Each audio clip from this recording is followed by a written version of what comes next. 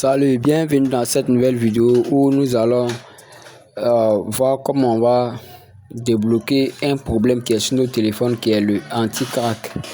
Pour ceux qui ne connaissent pas l'anti-crack c'est une nouvelle sécurité, comme si je peux l'appeler comme ça. C'est comme une nouvelle sécurité qui vient désactiver sur les Tecno, Infinix, Itel et qui fatigue beaucoup les utilisateurs de ces trois modèles de téléphone. Si c'est la première fois que tu découvres cette chaîne, abonne-toi et active la cloche de notification pour ne pas manquer mes prochaines vidéos. Sur notre téléphone, vous pouvez voir que non, le téléphone est bloqué si anti-crack. Donc pour le débloquer, nous allons utiliser le logiciel Fini Service Tool.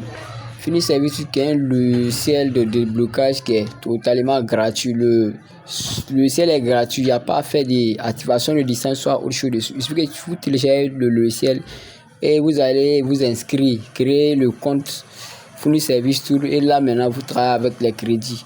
Toutes ces opérations on les fait avec les crédits.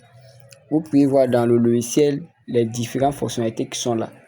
Tout affiché sur l'écran, les crédits que ça prend, que ce soit anti-crack, tous les services avec les Redmi. Mais le côté techno seulement, il gère que MTK SPD. Donc vous pouvez voir ici, ils ont aussi ajouté les méta modes de techno, FRP, qui peut enlever aussi. Donc, du côté anti-crack, vous pouvez voir, il y a médiateur, il y a SPD. Notre téléphone, c'est un téléphone SPD, puisque c'est un téléphone KL4, Technopop 10. Donc, nous allons voir comment on va le débloquer. C'est que vous devez d'abord, ça, le logiciel marche avec des crédits. Une fois que j'ai là, vous pouvez voir, non, le logiciel demande 10 crédits automatiquement. Et une fois que si vous avez des crédits dans vos comptes, là, vous pouvez le lancer et puis brancher le téléphone, ça va le faire. Pour ceux qui n'ont pas les crédits aussi, vous pouvez me contacter pour recharger les crédits dans votre logiciel pour pouvoir débloquer votre anti-crack définitivement. Une fois que vous le faites en crédit, il n'y a pas de raid anti-crack encore. Le logiciel les gère très bien. Ces gens n'est pas là. Donc, une fois que vous lancez ça, vous devez brancher le téléphone. Le téléphone va se booter automatiquement le mode JAT SPD. Donc, une fois qu'il est branché, vous pouvez voir en même temps l'écran s'allumer automatiquement. Une fois que l'écran du téléphone s'allume, vous ne touchez rien.